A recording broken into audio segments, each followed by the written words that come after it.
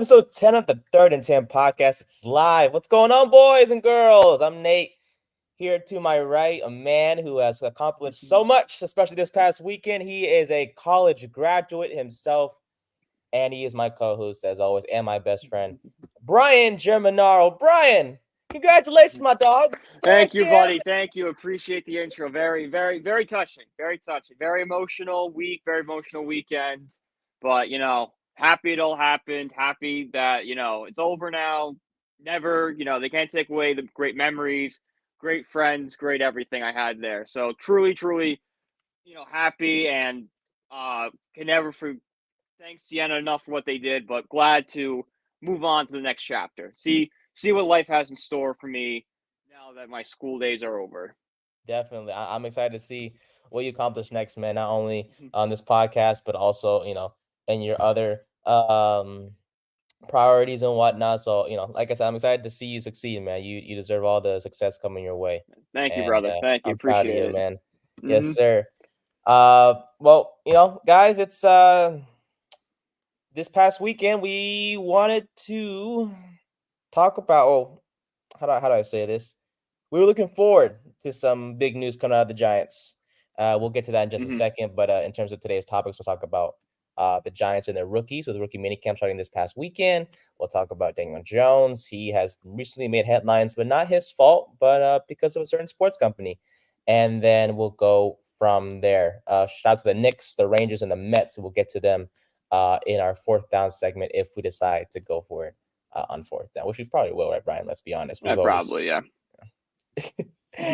All right. So, first order of business, as we know, our first topic of today is as we all know, it's called First Down. First Down is presented by SeatGeek. Use the code BellyUpSports for $20 off your first purchase, whether it's sporting events, concert tickets, comedy shows, all that stuff. SeatGeek has the best ticket for you, and if you use the code BellyUpSports, again, use on your first purchase, you get $20 off on that. So shout out to them for sponsoring our first segment, which was kind of underwhelming after looking at the film of what we thought was going to be a uniform review. Yeah. Our beloved Giants. And, I understand why we did it, but at the same time, I'm a bit disappointed what the Giants decided to do. So if you guys haven't seen already, I watched it this morning. Brian, you saw it too. Yeah. What we're talking about. So the Giants are celebrating their 100th season on this upcoming year. This upcoming season, yeah. Yeah. So we thought was going to be a uniform reveal. It turned out to be this. The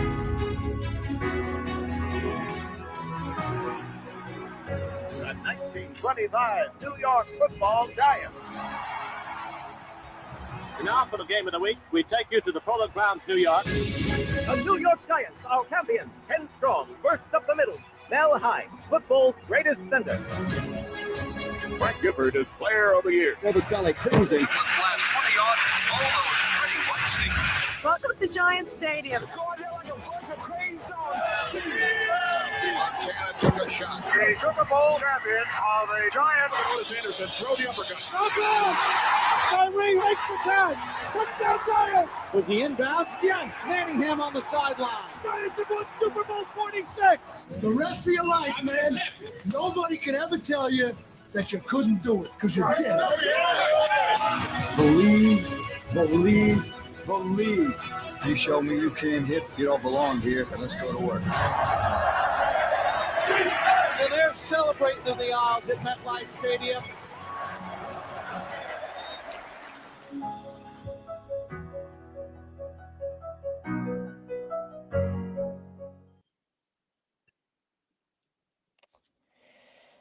All right, I'm not gonna say nothing yet. What are your thoughts on what the Giants plan for us after giving us so much hype this past weekend just to do? Yeah, it's hard because I do like the patch. I think it's really cool. I think all the little details, as like someone who loves Giants history and has grown up hearing the stories of all the old players and stuff, that was really cool. Where the Giants messed up was how they presented it. They should have presented it as we're doing something, we're tweaking the uniform, minor. We're not doing this big change. If that would have happened, I think this patch gets so much more love. But the way the Giants went about saying what they were doing is where this hate's coming from. If you put that aside, the patch is incredible. It's going to be an incredible. I might buy a jersey with that patch on it. I love it. I mean, yeah, I mean, there's nothing. I don't have like a big issue with it. I think it was just because I was looking, when they released the hype video. Thing, yeah. Yeah, it was like, oh, we're getting new uniforms to celebrate our 100th season, and we come out with this, and I was just like, okay. But looking at the details of it, looking at what each thing means, for example, where it says 100 on it, Old Giant Stadium, yeah. yeah, like the zeros are in the exact shape of the stadium. You have the number 1 inspired by the New York, the logo of the N. And then you have, the laces, as you can see, as we saw. I should actually pull up the image actually of the logo, so that would be we know what we're talking about here. Yeah. Let me see. Let me go here, and here, and here, and Give here. YouTube a visual. Exactly. So yeah, so we see right here, like the 1, like is basically like the N in the New York logo. Yeah. You have the 8 laces symbolizing the 8 championships the Giants have won right here. And then just so on and so forth. You guys can see the details yourself on X or Twitter or wherever the Giants have their social media. But the point is, the patch, the details represent something. Yeah. Everything in this logo is very thought out, which is... And that was a good thing. Like, I like what, what matters is that they put a lot of detail and thoughts into it, which is fine. It's just a matter of, like, are we getting new uniforms? At this point, It goes on the marketing team. yeah. Someone, like, the way they announced it. Because I was reading an article by the Post of everything else the Giants are going to do. Like, they put a bracket of, like, the top 64 plays, and, like, fans are going to vote on it. They have, the top 100 Giants of all time coming out from, like, an independent NFL historian, like, society is doing it. They're going to have legacy games with bobbleheads celebrating, I think one game is going to be about, like, the 20s through 50s, so it's going to be Frank Gifford bobblehead. The 80s and 90s, so it's going to be Lawrence Taylor. The 2000s, it's going to be Tom Coughlin.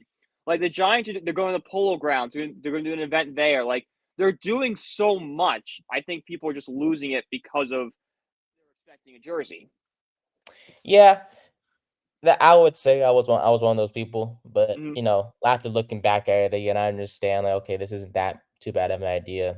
It's just, maybe they might release something, but let's not get our hopes up about that as of right now. But the patch, it looks nice on the uniform. It really does. And the merch, I think the merch is already out already. So expect the both of us to be rocking some Giants merch, some 100 seats. Oh yeah, it's already on. I looked up New York Giants shop, $27 a hat. You got Malik Nabers jersey. Yep, there it all is. Okay, I will be. If you had to choose, what would you be getting right now? I'd probably get the hat myself. I'd probably get a hat or a T-shirt with the logo on it. Oh, okay, perfect. Well, no guarantee, guys, that either Thursday's episode or next week's episodes will have our gear on, but down the line we will have our merchandise to celebrate the Giants 100. Here's a question: If it was a New Jersey, what would you have wanted the New Jersey to be? Ooh. I have my answer, because I would have wanted just, like, subtle changes. Like, instead of having the NY helmet, just have Giants across the helmet, and then, like, maybe a darker shade of blue. About all I would have wanted. Okay, I see that. I was a big proponent of bringing back the red jerseys. Yeah, I saw you wrote that article. Yeah, I was looking forward to see, like, oh, that's what the Giants are going to do to celebrate their 100th season. They've primarily worn red when they first started in the NFL, so I was like, okay, that's a kind of a good idea. But I was the red uniforms, but like the NY on the helmet, but like not the regular NY that we see, but like the old-fashioned NY. I don't have, but you know what I'm talking about. Yeah, no, I mean, no, that would have been cool. That would have been cool. I think the problem with the red is I'm pretty sure John Mara hates the red. come on, John. I'm like 95% sure he hates her. I'm pretty sure I heard like when Mara first took over the team, the Giants wore red 3 times, and every time they lost, so Mara goes, "We will never wear red again." I think it's a story like that. Kind of like how do I say it? Like bad luck, maybe wearing those jerseys. Yeah. Makes sense. I think it's saying like, oh yeah, there's bad luck. Hang on, I'm trying to see if they can find that story somewhere. Yeah, I don't know. They said Reddit's just saying curse and we're big blue, not big red, stuff like that. Fair enough. Regardless, though, I mean, there was an image I saw of the patch on a jersey, which it looks nice. So I don't mind it all. Yeah.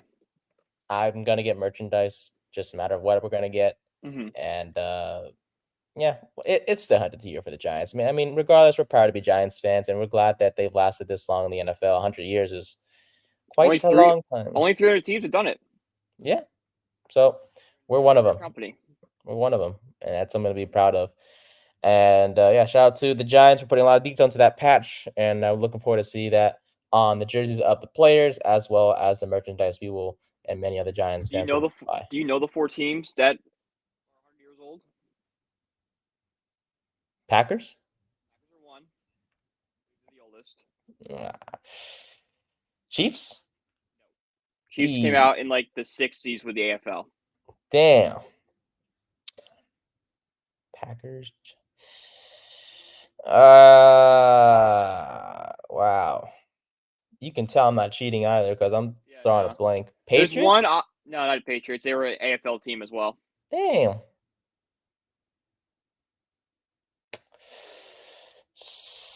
Steelers. Not Steelers. Good guess though. They came around, I believe, in the 30s. Man. One obvious one. An obvious one? If you think Packers, there's an obvious one. Bears. Yeah, Bears. And then there's one more really weird one. Weird one? You wouldn't expect. Not the Jets. Nope, they were AFL as well. This team is relocated. They didn't start in this area, but they moved to this area.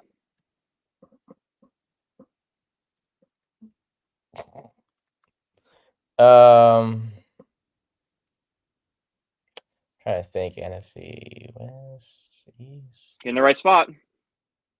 NFC? Yep. What? Packers, Bears, Giants. Relocated. They're actually relocated, I believe, twice. Rams? Not the Rams. Hey, that was bad. Oh, yeah. Relocated twice. The NFC? What team is that? Saints, Panthers, Bucks? Nope. Niners.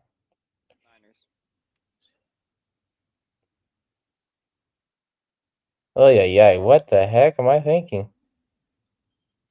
It's not in the East because we got the Giants already. It's not the South because South looks all new teams. Souths are new, yep. We just got 2 North teams, so it has to be the West. It is in the West. It's a West team. It's not. It's not the Rams. Not the Niners. The Cardinals? It's the Cardinals. The fudge? They were the Chicago Cardinals, I believe, in like 1906. Oh my god. And then they moved to St. Louis, and then they moved to Arizona. You gotta be kidding me. That's ridiculous. Yeah, so they spent 40 seasons in Chicago, moved to St. Louis in 1960, and then moved. I don't know when they moved to Arizona. Oh my god. That's outright ridiculous. But I saw that. I'm like, that's crazy. I never would have thought the Cardinals were the 3rd team on that. Never would have thought the Cardinals were older than us. Out of all well, look, we're out of all those 4 teams, we are the most. No, just kidding. The Packers are pretty successful, but after the Packers, we're the most. It's Packers us. There you go. 4 championships for us, baby. Hopefully, we get a 5th one this upcoming season. With it's the 100th year. What better way to cap it off with a Super Bowl? Mm-hmm. So, All right, Giants. We go from our first segment, our first down, to a second down. Now, second down is presented by Yeet Sunglasses. Use the code BELLYUPPOD for 10% off your order. Yeet Sunglasses, affordable, high quality, and stylish materials. Are stylish sunglasses, I should say, using the best materials to make them. So shout out to Yeats for sponsoring our second segment, also known as Second Down.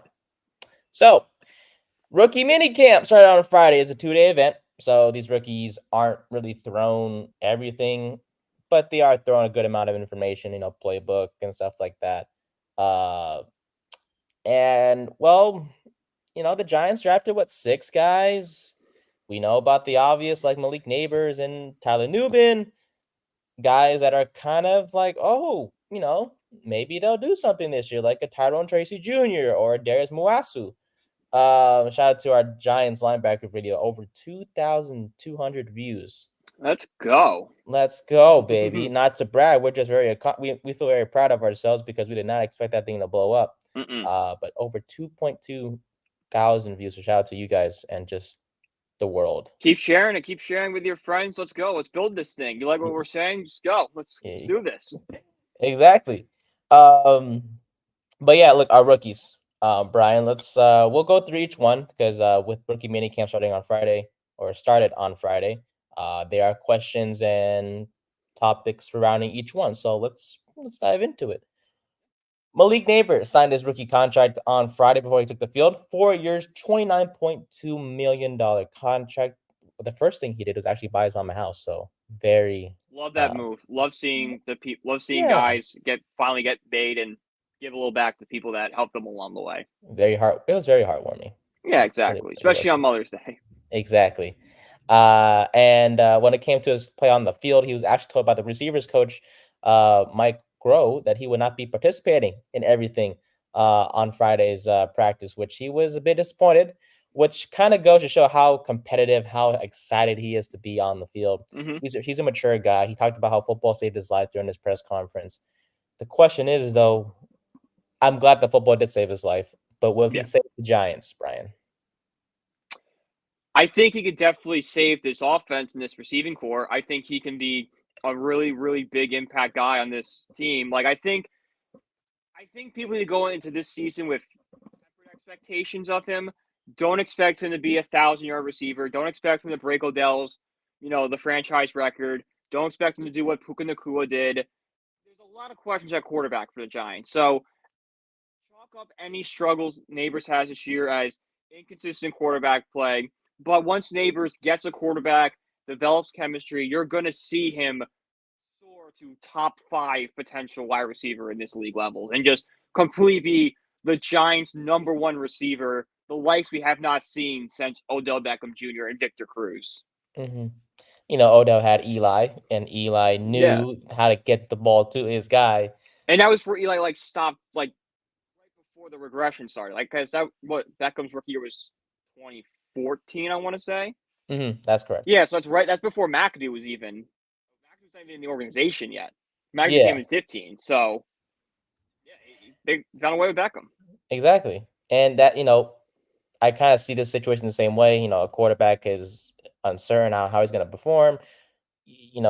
Nabers is basically Odell, but just a little bit of less drama. But I mean, they're both great receivers, obviously. I love Odell to death, of course. But we also want you guys not to be making you don't want you guys in page 6 every single day doing something stupid. It's just can you just put your head down and play football? And that's what Nabers is. Yeah, exactly. Go out and have fun, have a great time, live your life. But don't be causing unnecessary drama. Don't be kicking that's on the sidelines. Just put your head down and play football, please. Just be smart. Amen to that. But yeah, I think he'll make a big difference for this Giants team. Now it's just a matter of his first year with the Giants. How much of an impact he'll make because of that uncertain quarterback play?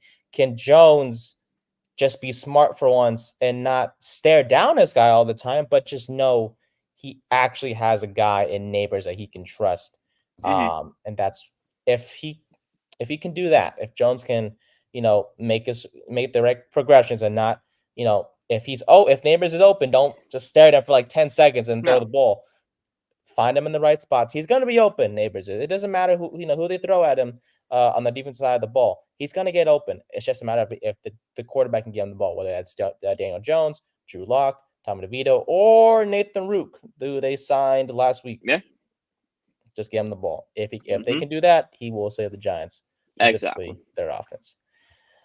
Now, one of my favorite picks as well is Tyler Nubin, the safety from Minnesota, led the Big Ten in interceptions, actually broke Antonio Winfield's record at Minnesota. The Gopher is not familiar with New York, but just like a lot of us, not you, Brian, of course, you know New York more than I do, but for people like myself and people like who live in the West Coast or just in other areas not named New York, the only way they know about New York is through a video game. And for Nubin, that was Spider-Man. You guys had this. That was funny. That really was. I was like, wait, so he knows about New York just through the game of Spider-Man? That's the only way he knows it? But regardless, love it. Yeah, it was unique to hear about. But from a football standpoint, as we know, he will feel the departure left by Xavier McKinney, who went to Green Bay. Shout out to him. No hard feelings towards him. He was a great player for us, and I'm glad that he'll, succeed over there with the Packers in the NFC North. But Nubin is the new guy here. When he was talking in his press conference, he was talking about, the Giants are getting a dog. He loves the game so much. He's going to do whatever it takes to be successful on the field. But more notably, he is trying to learn as much as possible, but also be vocal at the same time. And he talks about how everybody can be a leader. It could be your first year, second year, veteran guy, doesn't matter. Could we see Tyler Nubin not just make an impact on the field, but also possibly be a team captain in his first year? I don't know about team captain, but definitely a vocal leader in that locker room and in that secondary, because that secondary is still pretty young. Like, I think Jalen Mills is the oldest guy there. So, so they don't have a Jackson anymore. So someone's going to have to step up in that secondary and fill that leadership void left by Xavier McKinney. And Tyler Nubin is making all the right comments to kind of take over that spot. Will that be a captain his rookie year? I don't think so, but year two, I expect him to be a captain and to be like maybe even wear the green dot on his helmet if all things go well. I like that. As we know, the green dot is currently worn by Bobby Okereke, but regardless, McKinney wore it first. It was McKinney's last year. Right, yeah. And then they changed it to Okereke because Wink Martindale's defense was more designed about having your linebacker control the field. We don't know what our new defensive coordinator's philosophy is yet. He might want the safety to have the green dot on. Exactly. I mean, regardless of who it goes to, I do think Nubin's going to be a great guy for the Giants. Like you just mentioned, he's making the right comments. He's showing that he can be a leader at some point. It would be nice to see him in his first year be leader. I'd be like, hey, team captain in his first year. That must have mean, during training camp or in the offseason, he really showed that leadership quality the Giants had with McKinney before he departed. But based off his comments, he has a shot. Yeah, I know he does have a shot, but I just don't know if the veterans are going to want to give the rookie the. Yeah, it's not the best answer to give for the question, but he does have a shot to win it. So, yeah. I love Nubin though. We talked about his run defense. He's a great run defender. He's a ball hawk, of course. I mean, he had so many interceptions in college. Breaking the college record, that means something, obviously. Yeah. And he's he was the best safety. I mean, Cooper DeJean is a corner, so we can't really. He's like a Swiss Army knife kind of guy. Like, he's a corner, but can he fall back into safety? Sure. Yeah, but in terms of pure safety, we got the best one in the draft, which is nice in the second round too, which is pretty impressive. We'll stick with the defense side of the ball still. Andrew Phillips, and the biggest question when it came to him is, was he going to play nickel or outside corner? And tell me why I had to look up what nickel corner was. It's literally just slot cornerback, but it's called nickel too. So I was just like, yeah, it's just one of those fancy football terms. They could just said slot corner, call it a day. Yeah, but he does prefer the nickel position. But he could play the outside if necessary. He's a physical guy, 5'11", 190 pounds. He was one of the most physical players in the SEC conference or Southeast Conference. Yeah. look, the Giants value him as that nickel guy, but you see, that doesn't solve what the Giants are looking for. So this question isn't really about him. Well, first off, you like the pick, right? We have nothing wrong with it. Yeah, like, it's probably my least favorite pick in the draft because I like every other pick so much, and this one was the one I'm like, "Oh, okay." But, like, it doesn't mean I don't like the guy. I like Phillips. I'm excited to see him on the field on Sundays. Mm-hmm. Yeah, me too. He seems like a good guy. I mean, all the prospects seem like good guys to us. Mhm. He takes pride in playing the nickel position. He's always wanted to play in the slot. And he's happy about that. That he got the chance to play that in college and that he'll get to do it again in the pros.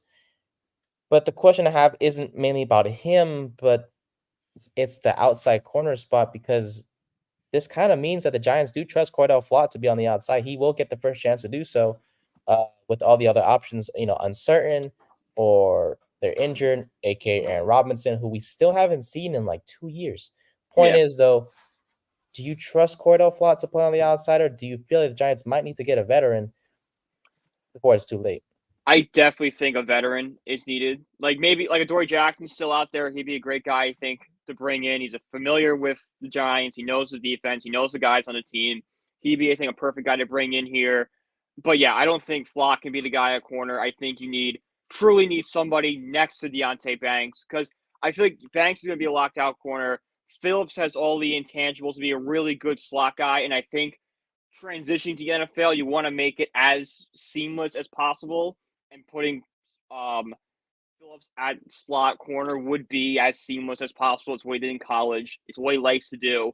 Okay, get used to the NFL, get used to that lifestyle while playing the position you want to play. And then maybe down the line, we can explore you moving to the outside. But for right now, there needs to be somebody next to Phillips and DeAndre Banks, so it's not a liability, and the quarterback isn't just throwing the ball to their wide receiver 2 the entire game. Mm-hmm. Yeah, Jackson had a 48.0 Pro Football Focus grade in 2023, which is among the worst among corners last year. Cordell Flott wasn't that much better, but he was a bit better than Jackson with a 53.3 grade.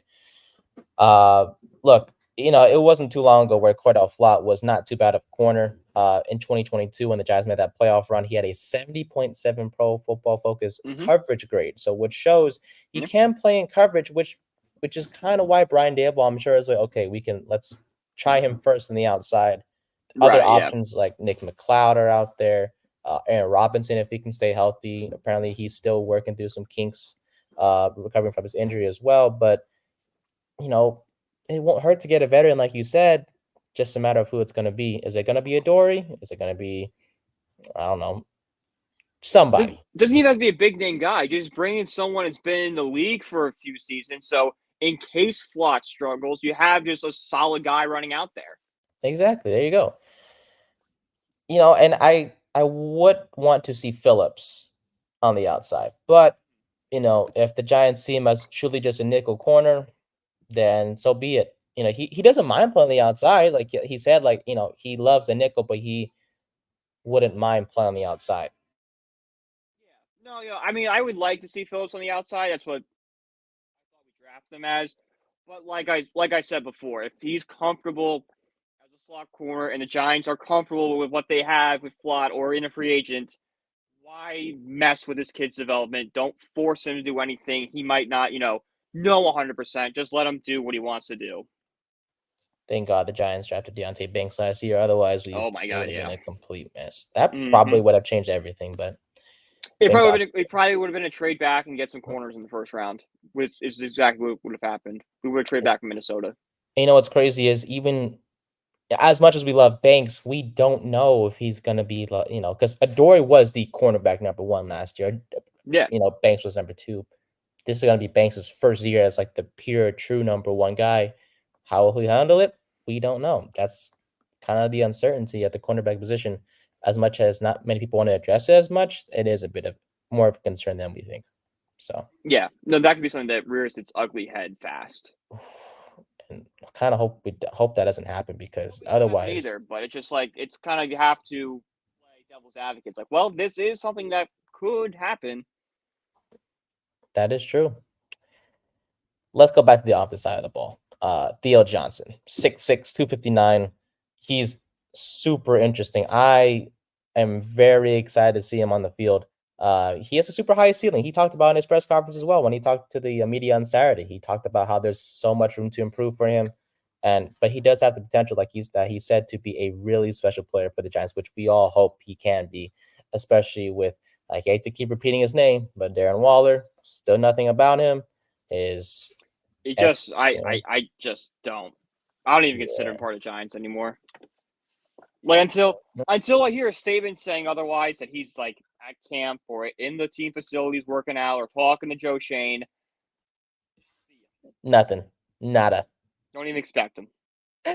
But look, regardless, at the end of the day, Johnson, he's a guy that the Giants see as a tight end of the future, and for good reason. I mean, he's a big guy. One thing he talked about is consistency. That's one of the big things he wants to focus on, and how he mentions, like, when it comes to tight ends, right? You're not just a one-tool guy. You're there to block, you're there to catch, and so on and so forth. But he feels like he has the potential to do so, to do all those things at a high level, and be a guy that, quote, to not take off the field. But your thoughts on Mr. Johnson, and will he be the tight end number 1 for this team, or will it be Daniel Bellinger? I love Daniel Bellinger, but I think Johnson is going to take his spot as tight end 1 very fast. I think they start with Bellinger as a tight end 1 because he is the quote unquote veteran. He's in the league for a little bit. He deserves it, but I think the leash is very tight with him. And as soon as he kind of slips up, you're going to see Johnson slide in. I think once Johnson gets his opportunity, and same thing with, like Nabers, like are his stats going to be eye popping? Probably not, but that goes more to the quarterback situation. We're going to have to see what this kid does on film. How is he blocking? How is he, running routes? Is he getting open? Is he creating space? That's what we're going to have to see in these rookie, camps, especially these offensive guys who are relying on combination of Daniel Jones, Drew Lock, Tommy DeVito, and Nathan Roque. Mm-hmm. I think the one concern about Johnson for me was just, his change of direction. He's not the fastest guy in the world, but he doesn't. He moves. You don't need to be fast to be a tight end. You just need to be able to get the ball and just go. Exactly, and that it's just the one thing for me was just his change of direction. Like, he's not the best at changing direction, which is fine. Like, it's just I want him to succeed. I really do. But the whole Darren Waller situation, Daniel Bellinger was the tight end 1 once upon a time. We still have high hopes for Bellinger, but tight end 1, like, I liked him as tight end 1. I was penciling him before we got Waller. Mm-hmm.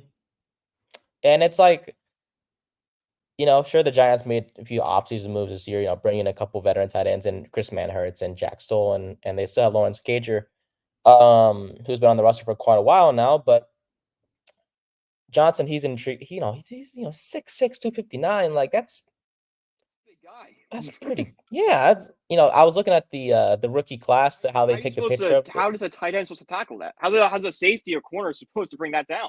You can't. Yeah, he's not lightweight. Like, he's buff. Like, he looks good. How much have you seen the rookie, the class, how they take the picture of the whole Giants rookies? I haven't seen the picture yet, but I know what you're talking about. Yeah, dude, I'm telling you, Johnson, out of all the guys, he's like, yeah, I was like, dang, this dude is big. But yeah, I really love Johnson. I do think he can be that tight end number 1 out of the gate if he impresses enough in camp, and especially if Waller does remain out for 2024. Now, if Waller comes in and he's ready to go and he's mentally fine, then Johnson, unfortunately, might just stay as the tight end 3. I don't know. I feel with Waller, they might be a little more. Ooh. Bump him up to tight end 2 if he plays well enough in camp. Okay. Plus well, actually, regardless, based off the injury history, Johnson his path to tight end 1 may be not as rocky as we think. No, it's just basically outlast Waller. Mm-hmm. And just play better than Daniel Bellinger. I love Bellinger, but I think Johnson can play better than him. Well, there you go. Regardless, so we're excited to see him. He's an intriguing prospect, Penn State guy. Was it Drew Aller? targeted him a lot when needed to be, and he stepped up to the challenge. So shout out to Johnson. Got him in the 4th round, so not a bad pick for the Giants. In the 5th round, though, they also went offense again, drafting running back Tyrone Tracy Jr. Now, this guy, apparently he played running back his whole life and then went to college and said, nah, I'm going to go be a wide receiver. By the way, he started his career at Iowa before transferring to Purdue a few years later. He would switch to running back before the 2023 season and impressed with 7,000 whoa, no, that's wrong. He had 8 touchdowns during his seasons at running back for Purdue. Now the question is, though, he's a fast guy. He's big. He can catch out of the backfield. He talked about how if he were to be a receiver entering the draft as a wide receiver, he probably wouldn't have got picked because he consider his average speed, his size at 5'11", he probably would have been the average receiver. But because he switched to running back, he says, he feels like that's the missing piece to his career, was switching from receiver to running back. So the question is, though, can he be the RB1 out of this group of guys that we thought was going to be, which most likely will be a committee in the backfield, but can he be the RB1 purely based off his skill set? I think he could be, because he kind of has the 3-down back thing in him. He's got, I believe he led the nation in yards after contact, which is huge for any running back. He has the receiving aspect. So you get in the ball and he can just kind of rumble down the field. And then, the guys in front of him, I think he's better than Eric Gray, and I like Eric Gray. And Singletary, who knows? Singletary is getting older. We've seen running backs. Running backs age like milk. So one day they're fine, and the next day, oh, this thing's chunky. If Johnson's able to, if he's able to impress fast, he could definitely become that bell cow back. He's 24 years old, so he's a bit older than many of the running back prospects out there. But he's athletic. When he runs downhill, he has great burst. He's explosive. His speed, when he gets to the outside on the edge, that's where his speed really comes into play. Right. And that's what I like. But that can't be his only move, though. He needs to embrace being bigger and being able to crash that line and be like a Brandon Jacobs type, where he's like, all right, it's 3rd and 2. Don't go outside like Saquon would have for the home run. Just find the opening that offensive line's going to give you and attack it. But you did mention when it comes to contact, he deals with it pretty well. Like you just mentioned, led the nation in yards after or contact or something like that. So I mean, he's capable. Stat, but it was like he's very good with just getting hit and staying up.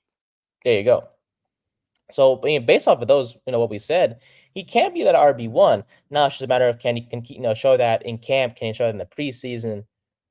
Especially with 2 guys likely ahead of him. I mean, Devin Singletary, he was signed for a reason. He's not going to just be a backup. He's going to get 15, 20 touches a game.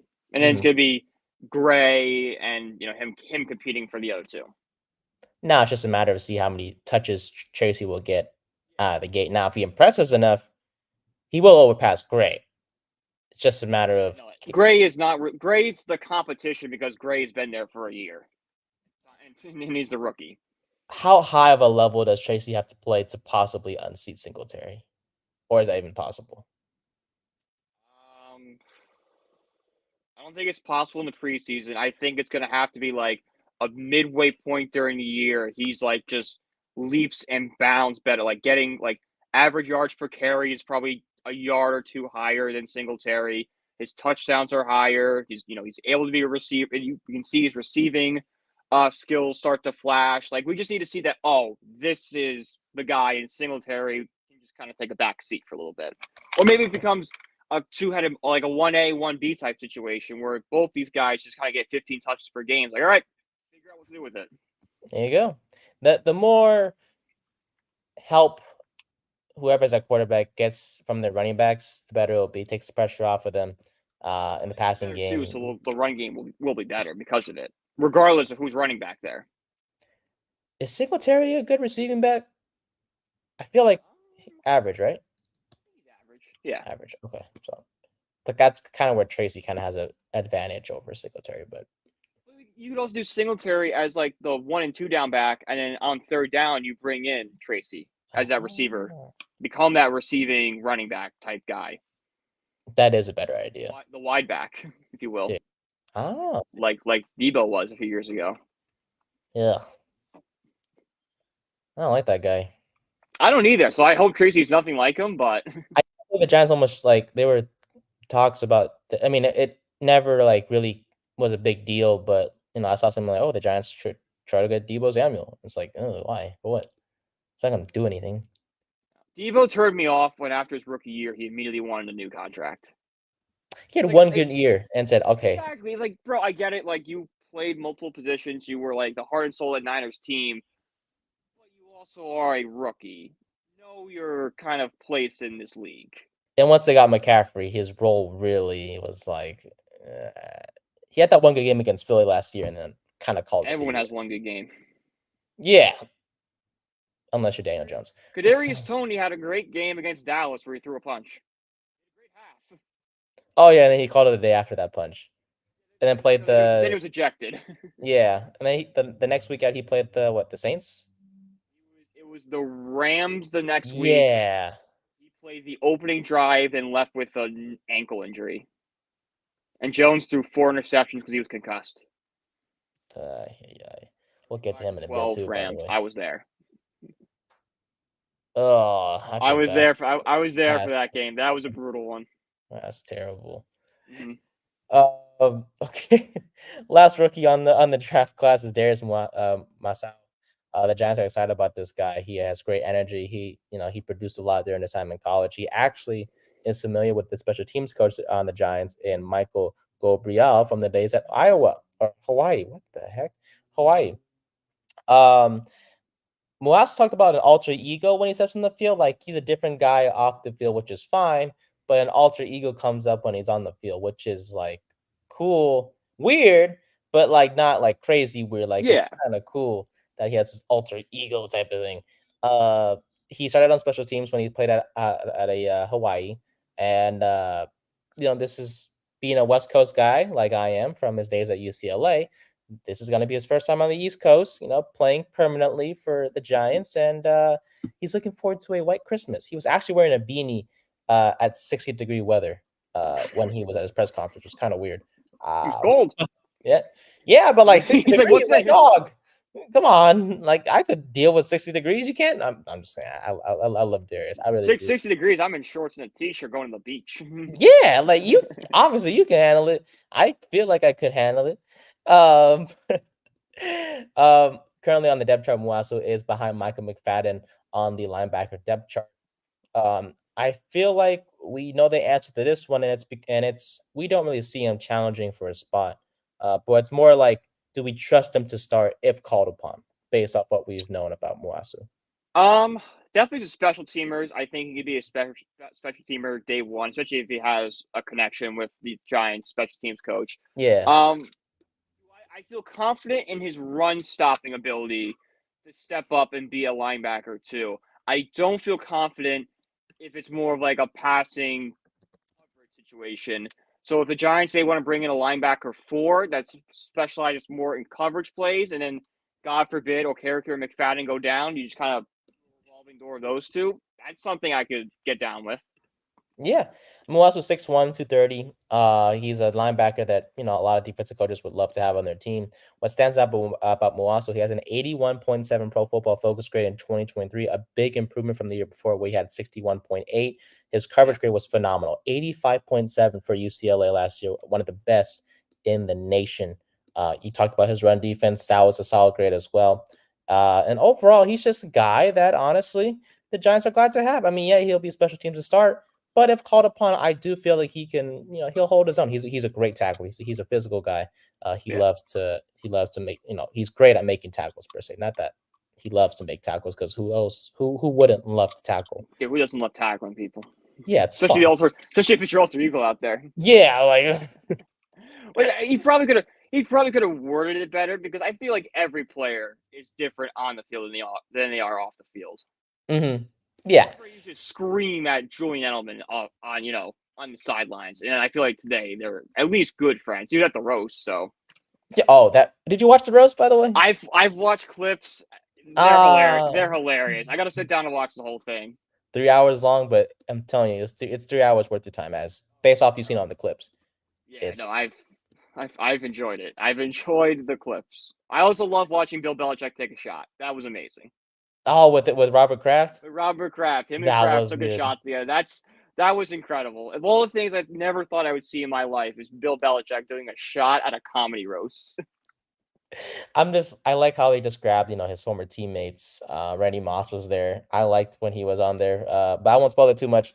It's like we can both agree it was a good roast to Check it out. watch.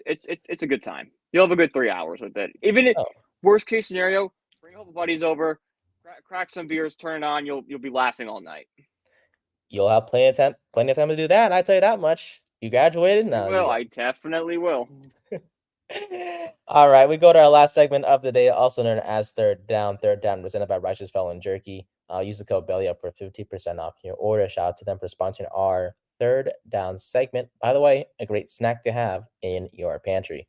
All righty, so quarterback power rankings came out by CBS Sports last week. Yeah, so we know about, the obvious right now. Number 1 is Patrick Mahomes. Second is Brock Purdy, which is fine. Josh Allen, number 3. Joe Burrow, number 4. CJ Stroud, number 5. Lamar, number 6. Jalen Hurts, number 7. Yeah, sure. Aaron Rodgers, number 11. Kyler Murray, number 21. But where's Daniel Jones? He's at the bottom. 32nd. Worst quarterback in the NFL, apparently, according to CBS Sports. Now, we've criticized Jones on multiple occasions on this podcast. We've talked about Drew Lock possibly being the QB1 for this team. We talked about Tommy DeVito possibly, like you discussed with me, Brian, on a couple episodes ago. We talked about how why not just put all three quarterbacks into the competition and be like, hey, you each have an equal chance of being the starting guy. Let's see what you got. Yeah. Yeah, but when you put Daniel Jones as the worst quarterback in the NFL, especially when, JJ McCarthy, Jaden Daniels, all the Nix, rookie starters are higher than him, which makes no sense. Yeah. So it's kind of clear we have an issue with this, correct? I have a major issue with this list. First off, Bryce Young is the worst quarterback in the NFL. Uh-huh. He's one. Daniel Jones is better than Bo Nix. Daniel Jones is better than Jacoby Brissett. Yep. Probably better than Derek Carr, better than JJ McCarthy. Yep. Anthony Richardson has not proven to us that he can stay healthy. He's only played 4 games in the NFL, so I'm not ready to say he's better than Daniel Jones. Haven't seen Caleb Williams yet. Yep. Will Levis is probably at the same level as Daniel Jones, maybe even a little worse. Yep. Kyler Murray's been hurt for a while. Yep. He's probably at the same level. Baker Mayfield probably should be higher on this list. He had a really good year last year. Yeah. Don't know what Russell Wilson's going to do. Deshaun Watson has struggled a lot in Cleveland. I'm not saying Daniel Jones is better than all these guys. I'm just saying that for a guy, Jones had injury issues all year. He's also coming off the best statistical career of his season, where he led the Giants to a playoff win. He showed he could be a dual threat kind of guy. Maybe not to an extent of a Jalen Hurts or Patrick Mahomes or Josh Allen, but a guy that can, the pocket's collapsing. All right, I see green. I'm going. So this is a guy trying to get clicks, trying to get people like us to talk about it. He wants attention. That's why he put Daniel Jones at 32. Cody Benjamin is the guy you are referring to from CBS. I didn't want to give him clout. Yeah, fair enough. Yeah, I mean, I understand, last season wasn't the best for Jones. Sure, statistically, he's never put up outstanding numbers, but we saw what Bryce Young did with Carolina. They literally finished with the worst record in the NFL. The reason why they didn't have the number 1 pick was obviously they traded to Chicago. We haven't seen what Bo Nix has done, right? We haven't seen what Jaden Daniels, Caleb. We know Caleb Williams is going to be better than Daniel Jones. We know Jaden Daniels and Caleb Williams will probably be better quarterbacks than Daniel Jones, but they're unknowns right now. Yeah, it's a mystery box right now. It's it's probably something really good, but so I'll just go the first 3 names ahead of Jones. So you have Bryce Young, Bo Nix, and Gardner Minshew. Would you take Jones over all 3 of those guys? The only guy I would have a debate with is Gardner Minshew. Okay. And even then, it's probably 50-50. Okay. So how about let me go to the next 3 names after. We got Jenny Daniels, Jacoby Brissett, and Derek Carr. Would you take Jones after? Over Brissett and Carr, and Daniels I'll kind of leave out because I really like Daniels, and I think I would just take him because he's kind of an unknown. Like, this is like, I know what Daniel Jones is. I don't know what Jane Daniels is going to be. So I'd rather just kind of take my shot with Daniels and then kind of let Jones sit. But Carr and Brissett, definitely taking Jones over both of them. Okay, so Jones should be like 27th, 28th ranked. And Yeah. sure, that's bad, but he's not last. No, but that's where I think we're not arguing Daniel Jones is a top 20, top 15 quarterback. 100%. We're just saying he's not 32 and that there are other quarterbacks worse than him. He's just kind of getting overhated right now. He's, probably a top 30 quarterback. One day, Brian, I would love to just do a specific Daniel Jones episode, like how he just went from this promising rookie, had 24 touchdowns and 12 picks in 2019, and just we know the simple answer to the question was because of the coaching staff, but I one day, Brian, just want to dive. I honestly think it's an idea it's been rattling my head. I've been trying to think of a way to write it as an article. Oh, I think these quarterbacks, and like I'm trying to do it in a way so like I'm not like. You ever heard of the term shell shocked? Yes, as I have. So it comes from World War I when it was like the first time artillery cannons were used, and it would freak guys out so much that they couldn't fight anymore. They just were unable to fight. Like quarterbacks like Daniel Jones and Mac Jones, who both showed lots of promise their rookie seasons, got paired up with horrific coaching staffs and were just so damaged that they're basically shell-shocked. Shell-shocked by what happened to them. They just can't recover. It's just so sad, dude. I mean, Jones, he looked so promising. He did. I'm not saying it's not sad. I'm just saying, like, could that be the explanation of Garrett? Jason Garrett was so bad for the offensive coordinator, and Joe Judge was so bad of a coach. It just destroyed any shred of confidence he had. And he just is never going to be able to reach the heights he could have. Yeah. That's gonna be an episode. That's all I'm gonna. If we say more, it's gonna be. We're gonna go crazy. And it's gonna be fun. But I will say that for a future episode, it's gonna be something we'll discuss. But Jones, he did. Back to the topic, he did make the playoffs in 2022. I mean, he threw over 3,000 yards for the first time since his rookie year. He had 15 passing touchdowns. Only had 5 interceptions. He also had 15 passing touchdowns with. Richie James and Isaiah Hodgins as wide receiver 1 and 2. Like, that's pretty good. And he did have 7 rushing touchdowns, so that's pretty good in itself. That means he accounted for 22 total touchdowns. Not a bad season. I mean, Jalen Hurts did that too, and we're not over here criticizing him. But we're not gonna compare apples to oranges because Hurts is, especially we hate to say it, he is a better quarterback than Daniel Jones. But all things considered, Jones shouldn't be the worst quarterback in the NFL. He's not the worst quarterback in the NFL. Yes, we can talk about his struggles last season with the whole injuries and whatever. He's part of the blame goes to his supporting cast because you just said it. Richie James and Isaiah Hodgins in 2022. 2023 wasn't that much better. Sure, he had Darren Waller, but he was hurt at times. You had Robinson, Wandale coming off an ACL injury. You had Hyatt's first year in the league, and Darius Slayton. Yeah. Not great. And Paris Campbell, who didn't do. And I forgot about Paris Campbell because he didn't do anything. And where's he now? Philly. And Sterling Shepard. Oh, yeah, huh? Shepard. Damn. Is he retired yet?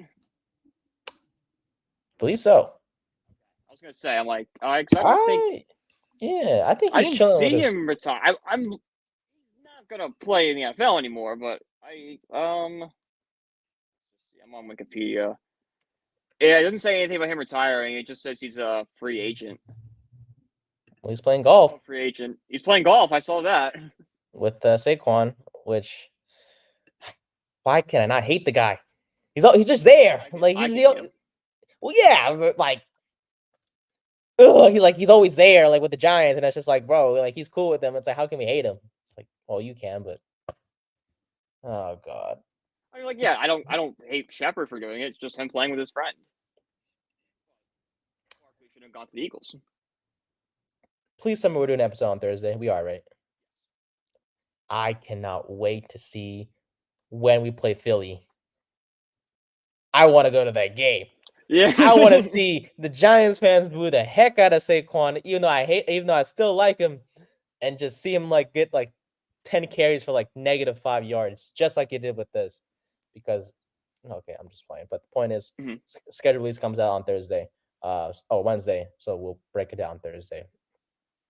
I do want to see us play. If we play Dallas week 1, I'm gonna have problems if we play Dallas week 1. I'm tired of playing Dallas week 1. Boring. No more Dallas Cowboys week 1. That should be new NFL rule. The Giants and Cowboys have played each other for 20 straight years. Week 1. No more.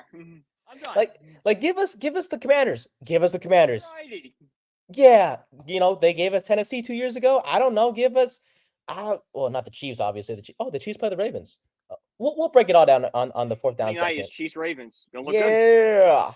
But who do we play? Real quick, I gotta see our opponents before we go to our fourth down segment because we have a few more things to break down in terms of that. Give us Pittsburgh. I don't know. No. We want to play at home. Won a few years ago. Oh, they won't let us play at home 2 years in a row, huh? Because we played at home. Yep. So we'll be on the road to start the season. Most likely. Give us the Panthers. Yeah, let's set up for the win. Yeah, well, I mean, they did get. No, we could beat the Panthers. We're the same level as the Panthers. Yeah, came on Thibodeau and Brian Burns. The story writes itself. NFL script writers, listen. Brian Burns returned to Carolina. You can put it on week 1. Get some juice in a 1:00 game on week 1 and a Sunday. See, okay. 2 of the worst quarterbacks in the NFL, Bryce Young, Daniel Jones. Let's see who's going to win that battle. You got a lot of headlines here. They're not great headlines, but they are talking points. They are, yeah, exactly. Something to make the crowd get excited to see. Exactly. Maybe fill up that stadium for once, because last year we saw what that. How do we get Giants and how do we get people to care about Giants Panthers? I just did. Nice job. See, that's why the NFL got to hire us. We should be the script writers. We really should. We probably shouldn't be. Yeah, because we'll probably be like, oh, Giants won the Super Bowl. Yeah. Giants won the Super Bowl for like 10 straight years. And Philly's going to go 0-16 every single year. We can pretend to be Eagles fans. Yes. All right, we're going to go for our fourth down today, as we always usually do. But we're going to shift away from football for a second. Well, actually, before we shift away from football, Chiefs Ravens will kick off Thursday night. Eagles Packers on Friday. Oh God, that's weird. It's in Brazil, though.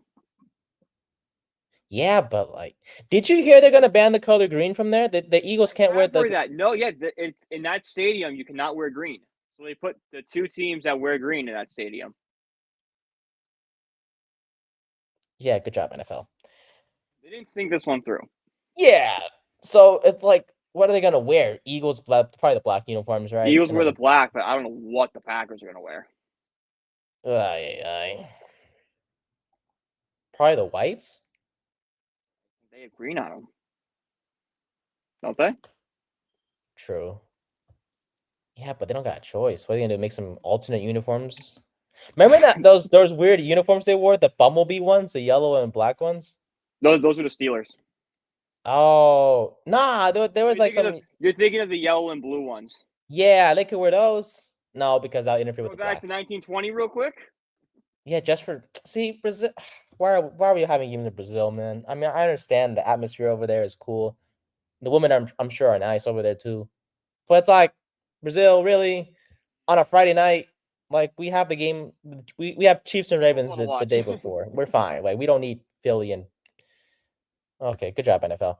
But yeah, Chiefs Ravens. That's the game we know. There's gonna be a couple games released throughout the week before Wednesday. So basically 2 days away, but probably a few games more today. Maybe a game tomorrow will be released in terms of what will be on the schedule. But as we know for right now, at this time of the recording, Chiefs Ravens on Thursday night to kick off 2024. So this is gonna be the second year, right? Because Chiefs and Lions were last year. Chiefs and Lions were last year, yeah. But it's always the Super Bowl champions. The only time the NFL started doing the Thursday game I think the Ravens are the only defending champions to not play a home game the next year. They played in for some reason they played in Denver. It was Ravens Broncos in Denver for some reason. I don't know why it wasn't in Baltimore. Well, it's There had going to to be in some Baltimore. scheduling conflict or something. Well, the opener has to be in Baltimore, right? Because Chiefs had their opener last year at home. So They did, but I think you kind of like suspend the rule if you're the defending champions. I think the defending champions always get that home game. special treatment at its finest. I mean, hey, if you win a Super Bowl, you deserve it. You win back-to-back Super Bowls, you deserve it.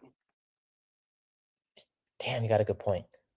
Dang it, Chiefs! I'm just playing. Yeah, good for you guys, man. It's just like, damn. Like, why can't be? One day the Giants will have a home game in the playoffs. 2012. It was that long. Oh, the Atlanta game. Atlanta game. Yep. 24-2. Hakeem Nicks. The Hakeem Knicks game. Yep. Man. I think you have what? 2 touchdowns, like 180 yards, something like that. You went off that day. We made the Falcons look like dogs. I'm just playing. Okay. We did. Yeah. All right. So we shift away from football for a little bit to end the episode. We'll go to the basketball route. The New York Knicks were up 2-0. Brian was here on last Monday when the Knicks were doing really good. He was not here on Thursday, which is fine. Perfectly fine with it. I'm kind of senior week stuff happened. It's which is fine. I'm glad you're having your fun. From the bottom of my heart, I'm glad. What I'm not happy about is the Knicks, because you went from 2-0 to 2-2.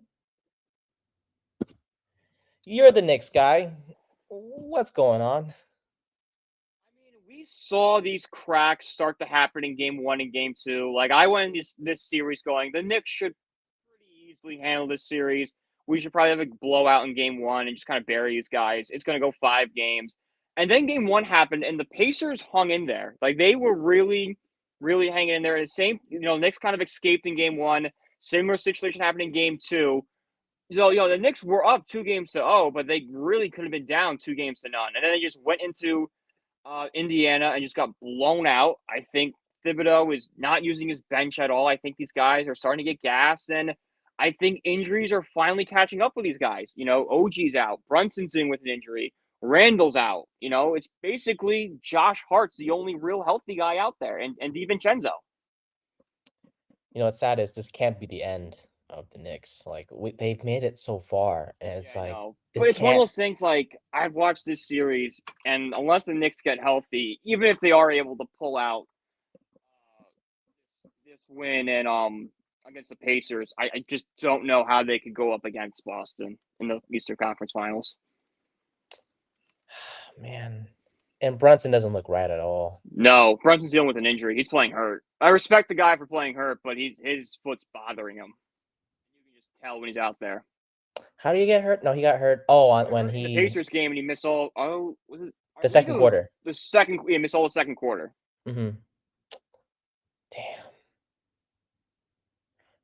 I'm rooting for the Knicks. I mean, it's when the Lakers. Game 5 is must win. If the Knicks don't win, I believe tomorrow they're going to lose in Game 6. It's that they'll have no momentum. They'll be so tired, so banged up, they'll just not be able to get up for a Game 6 in Indiana.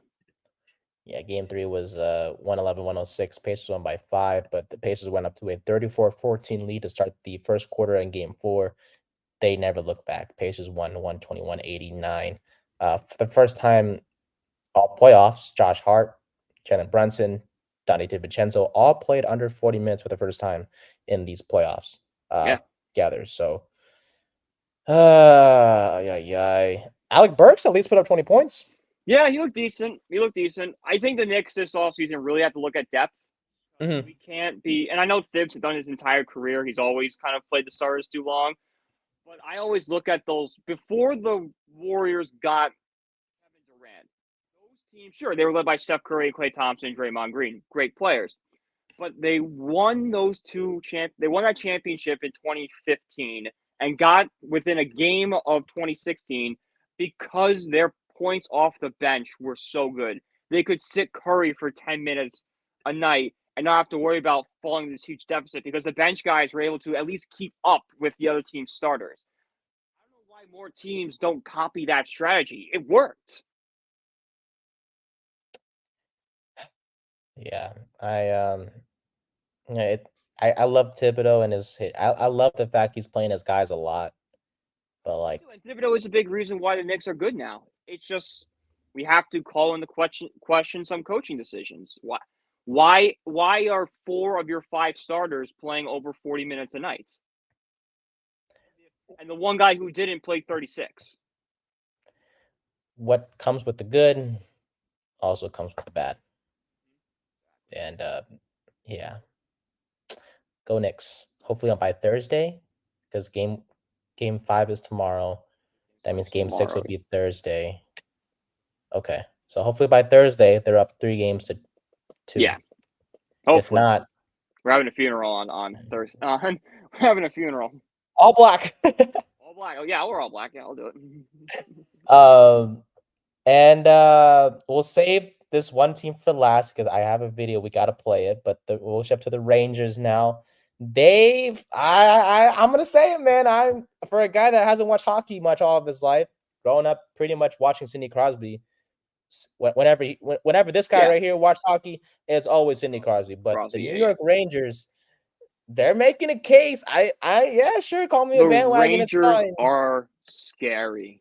They are really good. They're better than I think any of us expected. Like we all kind of thought they would sweep Washington, and they did, no problems. But none of us thought that the Rangers would be potentially 2 minutes away from sweeping Carolina in the second round. We all thought this was like a 6-game series at least. And like, here's the thing: the Rangers easily could have won that game on Saturday. Yes. The Hurricanes scored with 3 minutes left in the game, and the Rangers rallied back from down 3-1 to tie it. So this is a team that just doesn't quit. Don't quit in New York's the Rangers slogan. They don't go away. They don't die. And really, if you look at what's going on with Boston and Florida, the Rangers can easily take Florida. Yeah, I mean, they were the best team. And before I even say anymore, I want you guys to know I'm not a freaking out of all the sports in the world, hockey is not my best suit. So whatever comes out of my mouth, it's based off research and like minimal knowledge. So I just want to make that clear before anyone's like, "Oh my god, you think you know hockey?" I don't. I'm just making it clear. But based off what I've learned, the Rangers were the best team in the Eastern Conference. They were. You just mentioned they swept the Washington. And yeah, I mean, when I was watching it, they fought hard. I mean, to come back from 1-0 or 3-1. 3-0. It was 3-1. It was 3-1, but the Hurricanes had scored 2 quick goals in the first period, and within like the first 10 minutes, the Rangers were able to get 1 on the board. So the Rangers are always responding. They don't get down on themselves. They just like, all right, we're down. We got to figure out a way to not be down anymore. And it helps when you have an all-world goaltender in Igor Shesterkin. He's good. I saw his stats. I'm like, golly. The Rangers are a lot like the Packers when they went from Brett Favre to Aaron Rodgers. The Rangers went from Henrik Lundqvist, who was like one of the best goalies one of the best players to never win a ring, one of the best goalies in NHL history, probably the best Ranger goalie of all time. Mike Richter might have an argument on him. I don't know. I lean to Lundqvist. I grew up watching him, but Rangers fans went from that Henrik Lundqvist to Igor Shesterkin. Like, there was no bridge period. It was just elite goaltending to elite goaltending. So Rangers fans have kind of been spoiled, and I kind of compare it to the Packers with, Favre to Rodgers, so I guess Love now. Oh, okay. I mean, I was the overtime game on Thursday. It was 3-2, and I was looking at the statistics, and Igor went 45 for 47 on saves, and I was like, damn, this man, he's good. Like, to put up 45 saves, that's pretty impressive. And then he put I think he put like a 54 saves in game 2. Are you kidding me?